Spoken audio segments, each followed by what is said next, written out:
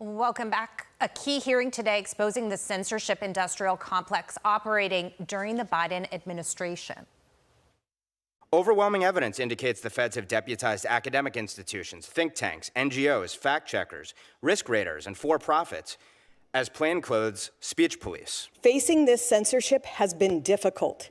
It would have been easy to fold, but that's exactly what censors want, to make it impossible to report the truth about their lies. They know our voice is so powerful and influential that they can't accomplish their goals unless they shut us down. We've had anti-free speech movements in our history. We've never seen anything like this one. We've never seen a coalition of corporations, academia, the media, the government join together in this way. And it succeeded to an extent that I find truly chilling. Dismantle the censorship industrial complex now, or it will dismantle our republic later. A Senate Judiciary Subcommittee assessing how far the tentacles spread, and the problem isn't over. One witness saying, quote, "The anti-free speech movement is going old school." Joining us now is one of the witnesses that was at the hearing, the Federalist senior contributor, Benjamin Weingarten. It's great to have you with us. And what I found fascinating was a chart that was tweeted on, or put on X, not tweeted anymore, by Eric Schmidt. And it showed you all the tentacles of where the censorship is. And when you think about it in that perspective, we're talking about government, for-profit, academic, big tech, the NGOs, the fact-checkers, as they call themselves, foundations, the think tanks. You know, when Elon Musk bought Twitter, we thought that, he spent $47 billion to save free speech, and he did. But that was just a drop in the bucket. You're right, because what we're talking about at the end of the day is the ability for all of these different cohorts to monopolize narrative by controlling the content of information and the flow of information, and by monopolizing narrative, monopolizing power. And it's no accident that this sprawling universe, this censorship industrial complex, cropped up after Donald Trump's election in 2016. The thought experiment's right there. Had he not won, would this entire complex have been built? And I think what we helped expose today is how insidious it is, how widespread it is, the nefarious nature of the methods that have been employed, and the fact that it's really hard to tell where government ends and civil society begins. And that's incredibly chilling, and it threatens our republic. Well, and let's talk about that a little bit, because, when you talk about the military-industrial complex, that's something that is sort of created with government at its center, directing what's happening.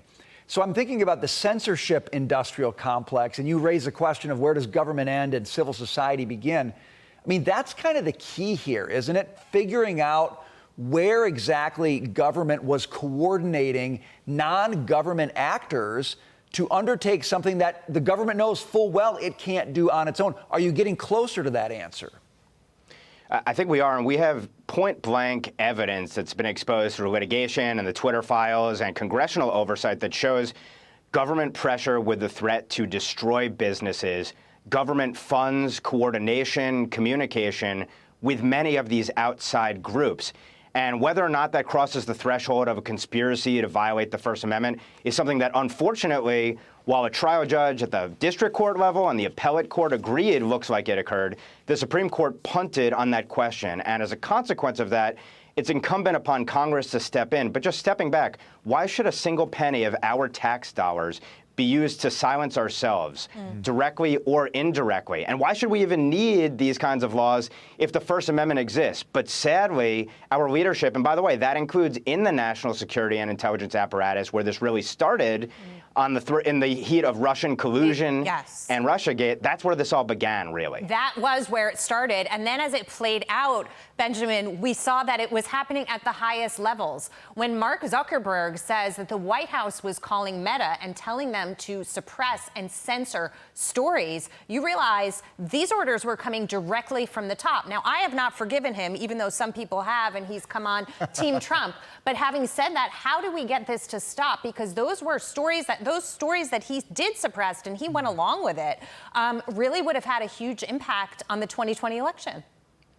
Well, and to your point, he admitted on a podcast that he thought what the government did was illegal, but he was silent when this question was going up to the Supreme Court, and it directly implicated Meta and all of these other platforms. So the jury's out on how serious he is about this.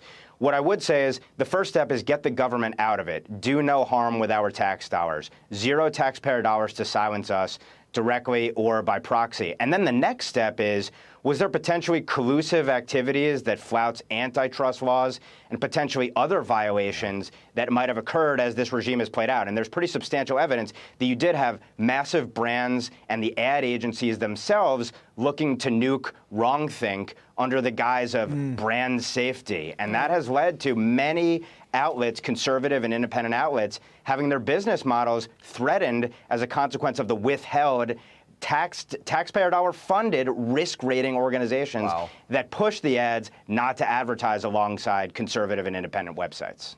Really great points. Important hearing. Thanks for sharing with us what happened today. Ben Weingarten, good to see you. Thanks for having me.